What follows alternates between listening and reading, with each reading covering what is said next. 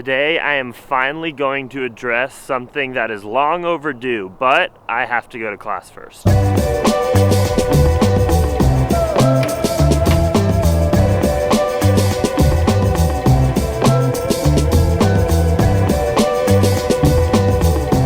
Class is over, and the coolest thing I learned was that about 1,000 years ago, Muslim marriages had a contract where the woman got to say how many times they would do it a night. Sorry, not a night, like per week. But more importantly, we are here to talk about my most reoccurring comment that I get on all of my YouTube videos. Okay. Your editing reminds me of Casey Neistat, plus you have vegan food in it, like Casey Neistat, but vegan. Casey Neistat Jr., LOL, kinda reminds me of Casey Neistat vlog. You're influenced by Casey Neistat, right? I get such a Casey Neistat vibe from your vlog.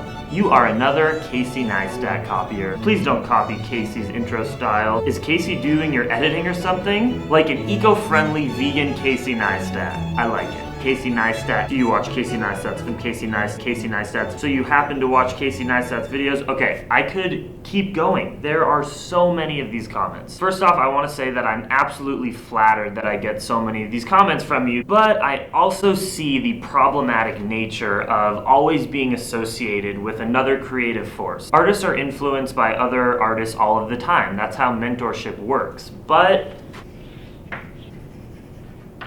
all of these things, copycat, stealing, predictive, that is not what you want to do as an artist.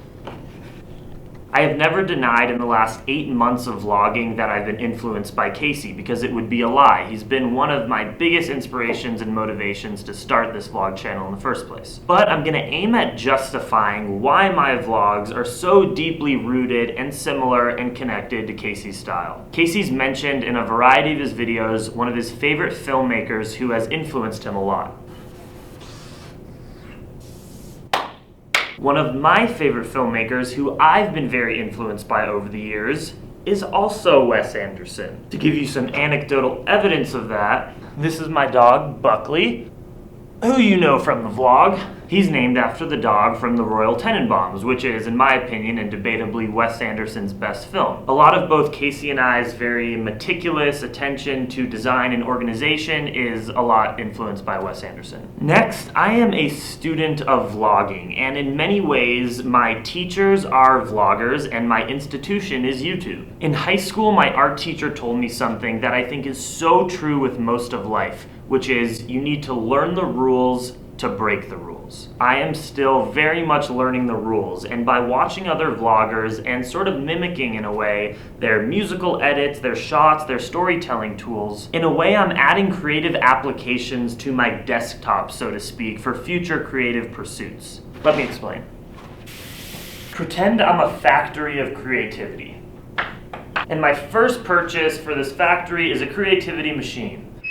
Here it is, and because I just made this factory, I don't have a lot of money yet, so my machine is small. But as I start to create products and sell them, I have inputs. These inputs are my life experience, practicing editing every single day, watching vloggers. And out of my first machine, I get a product. Let's say that product is this circle. After enough people watch my circle, which is sort of like watching my videos, or buy it, I then decide to invest in a better creativity machine. One that's a little bigger. Now from there, as I have more inputs, I get out something a lot different than the, well, I shouldn't say a lot different, but a little different from the original circle. Maybe it has a squiggle around it. I invest in larger machines, and my product just continues to get different and different and different, until my final machine is so large that it creates something so wonky and different that no one's ever seen it before. I think, honestly, right now, I'm at this stage, where I'm creating a product pretty similar to what already exists, but with my small little flair. Okay, let's just wrap this up. Yes, my editing style is quite similar to Casey Neistat's, and that's because in my school of YouTube, I defined him as the best, and I'm working every single day to make the best product I can. So to start putting out a product that is so different than what I define as the best is just putting out a shittier video, and I don't want to do that. A vlog is a show that uses the vlogger's daily life and sometimes mundane experiences in order to provoke some more meaningful, deeper thought to their audience. I am a vegan, yogi, muscle-building college student that lives in the Rocky Mountains and has long flowing hair. Casey, if I were to put him into a box, is a tech entrepreneur, dad, endurance athlete who loves dollar pizza and lives in New York City. I mean, he is much, much more than that, don't get me wrong, but we live very different lives. As my daily vlogging journey continues, which I promise it will, the name of the game is always going to be, how can I separate myself further from being just the vegan Casey Neistat, or the vegan Ben Brown, or the vegan Louis Cole? Wait a second, Louis Cole is already vegan, so that's already taken. The longer I do this, the wider and wider that gap will get of me separating myself from other people. And the longer I do this, the more practice I get, the better it's going to be. I think that I've said all that I need to say. One more thing. If you are one of those vegan audience members, which I'm sure a lot of you are, who only use YouTube to watch other vegan YouTubers, please, I suggest you break your vegan bubble today. Go subscribe somewhere to Casey Neistat's channel. In my opinion, he is the best vlogger on the YouTubes. Okay, let's get on with the day.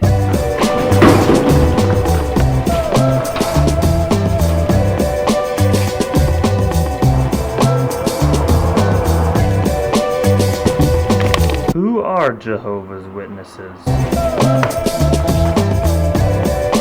Some people eat bananas with their cereal. I eat cereal with my bananas.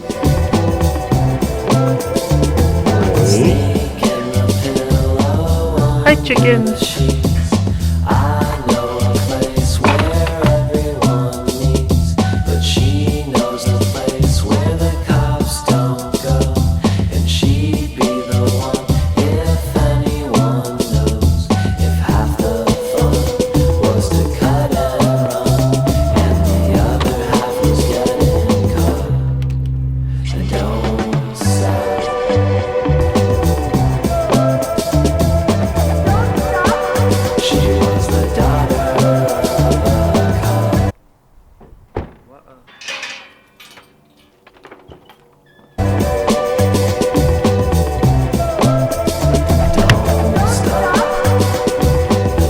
By the way, this is the first time wearing my Smile More shirt.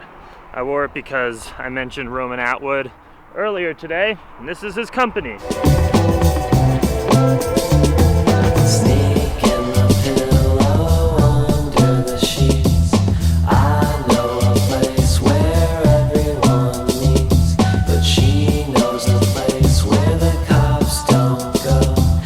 I think I'm gonna go do a back and bicep workout. She'd be the one if anyone knows if half the fun was to cut and run and the other half was getting cut.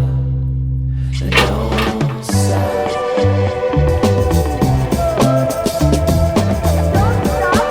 She was the daughter of a cop. Whoa. The mountain blue dusk color is so magical.